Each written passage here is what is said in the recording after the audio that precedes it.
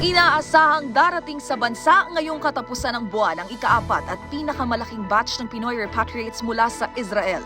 Ito ang kinumpirma ng Department of Migrant Workers. Ayon kay DMW Officer in Charge Hans Leo Kakdak, humigit kumulang 50 kababayan natin ang pauwi na sa bansa sa Lunes.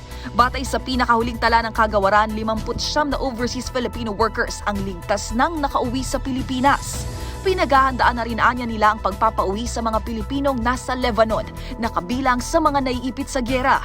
Isa kasi ang Israel-Lebanon border sa mga sentro ng tensyon mula nang atakihin din ng grupong Hezbollah sa Lebanon ang Israel. Samantala, maliban sa DMW, kabilang din sa mga ahensya at kagawaran na tumutugon sa pangangailangan ng mga nagsiuwiang OFWs ay ang OWA, DSWD, TESDA at DOH. 4 na Pinoy ang kumpirmadong nasawi sa nagpapatuloy na digmaan sa pagitan ng Israel at militanteng grupo na Hamas ayon sa DFA. At yan ang MBC Network News. Mula sa kauna-unahan sa Pilipinas, DZRH, ito si Angelica Cosme.